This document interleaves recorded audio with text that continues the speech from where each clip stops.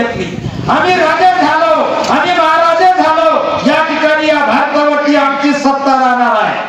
महाराजांकडे एकदा मोदींना सांगितलं तर मनमोहन सिंग हा मुक्का पंतप्रधान होता, हा कधी बोलत नव्हता, हा मुक्का होता, याच्या तोंडात जीभ नव्हती, परंतु मनमोहन सिंग हा जगातला अर्थतज्ञ पंतप्रधान होता.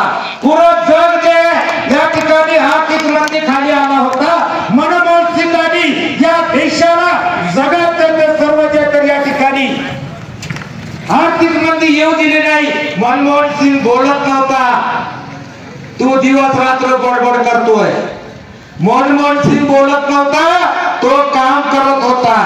तू फक्त थापा मारतो, बडबड करतो. या गोरगरीबाला सांगतोय मोदी 21 तारखेला मैं तुम्हारे मन की बात करने वाला हूं, सब टीवी के सामने बैठ जाओ, सब जो है मोबाइल सामने लेके बैठ जाओ. मैं ये सब लोगों से 144 करोड़ लोगों के साथ मेरी मन की बात करूंगा, मेरी मन की बात बताऊंगा असं मोदी सांगते. आणि सगळे लोक त्यांना वेळ दिली 8 वाजेची तर त्याच्या टीव्हीच्या समोर बसतात. आता मोदी मन की बात बोलने वाला है, मन की बात बोलने वाला है, मन की बात बोलने वाला है. मोदी तुमसे मन की बात बोलता है और अदानी और अंबानी से धन की बात बोलता है. धन की बात उनसे, मन की बात उनसे, पैसा तुम्हारे खिसों से निकालता है.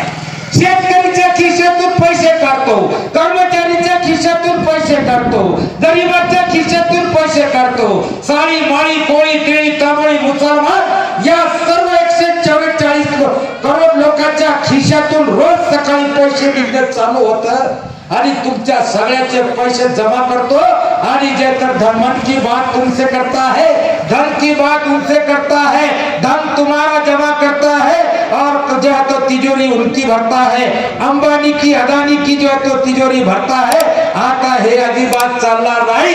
या निवडणुकीमध्ये सगळं आता ओळखलेला आहे. आता सगळे लोक सज्ज झालेले आहे. साळ्यांनी समजून घेतलं, माळ्यांनी समजून घेतलं, तेल्यानी समजून घेतलं, मुसलमानांनी समजून घेतलं, मराठ्यांनी समजून घेतलं, गरिबांनी समजून घेतलं, श्रीमंतांनी समजून घेतलं, कर्मचाऱ्यांनी समजून घेतलं, कामगारांनी समजून घेतलं.